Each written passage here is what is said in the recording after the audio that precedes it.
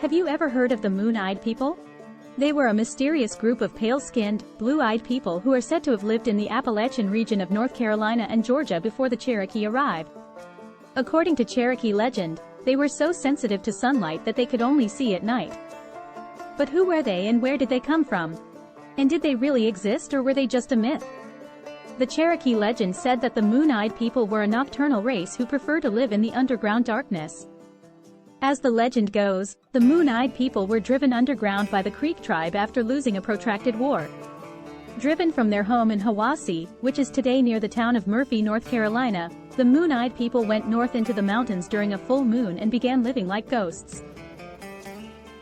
The first recorded European settler mention of the Moon-Eyed People comes from Benjamin Smith Barton, a botanist and educator, who published a book in 1797 called New Views of the Origin of the Tribes and Nations of America. In this book, he quoted a conversation he had with Colonel Leonard Marbury, an early settler of Georgia who had frequent interactions with the Cherokee. Marbury told Barton that the Cherokee had told him that when they first arrived in their current territory, they found it inhabited by certain moon-eyed people who could not see in the daytime. Another source of the legend is John Sevier, the first governor of Tennessee and a Revolutionary War hero. In 1782, he met with Okonosoda, a Cherokee chief who was over 100 years old at the time. Okonosoda told Sevier that his ancestors had told him that there was once a white race of people who lived in America before them. They had crossed the Atlantic Ocean and landed near the mouth of the Alabama River near Mobile. They then moved northward and settled in the Appalachian Mountains, where they built stone forts. They lived peacefully until the Creek tribe came and drove them away.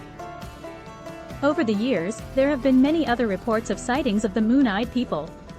Some people claim to have seen them living in caves, while others say they have seen them walking through the woods at night. There have even been reports of Moon-Eyed People attacking people and livestock. One of the most intriguing aspects of the legend is the claim that the Moon-Eyed People built stone forts in the mountains. One such fort is located at Fort Mountain State Park in Georgia, where a 855-foot-long stone wall stands at an elevation of 2,732 feet. The wall is made of mostly loose stones and varies in height from 2 to 6 feet. It has several gaps that may have served as doorways or lookout points. The purpose and origin of the wall are unknown, but some have speculated that it was built by the Moon-Eyed People as a defensive structure or a ceremonial site. Another stone fort is located near Murphy, North Carolina, where a plaque commemorates the legend of the Moon-Eyed People. The plaque reads, "This ancient fortification was probably built by a race preceding the Cherokee Indians who occupied this region when white men first came here. One account says it was erected by a tribe called Moon-Eyed, because they could see better at night than by day. The fort consists of a circular wall enclosing about an acre of land, with an entrance on the east side. The wall is about 4 feet high and 5 feet thick, and is made of stones piled on top of each other without mortar. The fort is located on a hill overlooking the Hiwassee River, and may have served as a lookout or a refuge." The legend of the Moon-Eyed People is similar to the Cherokee tales of the Yunwi-Sudi and the Nunahi, both of whom have been described as phantom races. However, the fact that the Moon-Eyed People appear to be human has led to speculation concerning their origins. There has been some historical and archaeological evidence to support the existence of a mysterious race of people who lived in Appalachia before the Cherokee. But who were they and where did they come from? One possible answer is that they were Welsh. There is a legend that tells of a Welsh prince named Madog ab Owain Gwynedd who sailed across the Atlantic Ocean in 1170, more than 300 years before Christopher Columbus. According to this legend, Madog was unhappy with the civil war that broke out after his father's death. He decided to seek new lands across the sea. He took 10 ships and 300 men and women with him and landed somewhere on the Gulf Coast of North America. He then explored inland and founded several colonies along the Mississippi River and its tributaries. Some believe that Madog's colonists were the ancestors of the Moon-Eyed People, and that they intermarried with some of the native tribes, such as the Mandan, who were known for their light skin and hair color. They also point to some linguistic and cultural similarities between Welsh and some Native American languages and customs.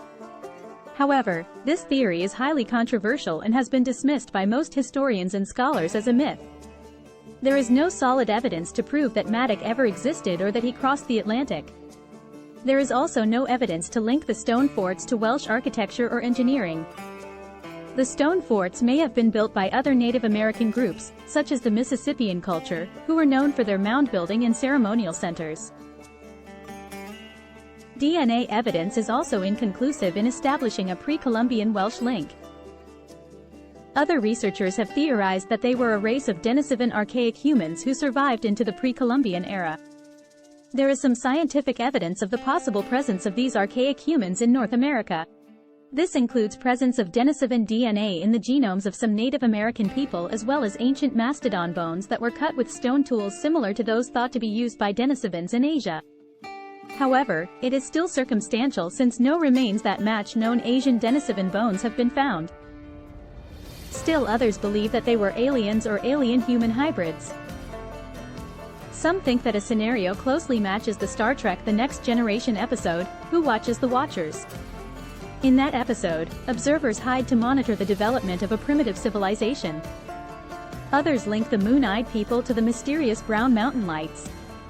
While it's fun to speculate about this from a paranormal investigations perspective, there is far less evidence for this than the other theories.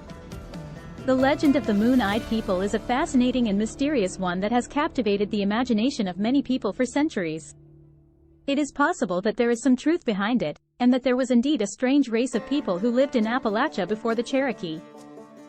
However, it is also possible that the legend is a product of folklore and imagination, and that the moon-eyed people were mythical beings or exaggerated descriptions of other Native American groups. If you are interested in learning more about the moon-eyed people, there are a few places you can go. The Haywood County Museum in Waynesville has a small exhibit on the moon-eyed people, and the Transylvania County Library in Brevard has a collection of books and articles about them. Whatever the case may be, the legend of the moon-eyed people remains a part of Cherokee oral tradition and a part of the rich history and culture of North Carolina and Georgia. It also reminds us of the diversity and complexity of the pre-Columbian Americas, and the many mysteries that still await to be discovered and explored.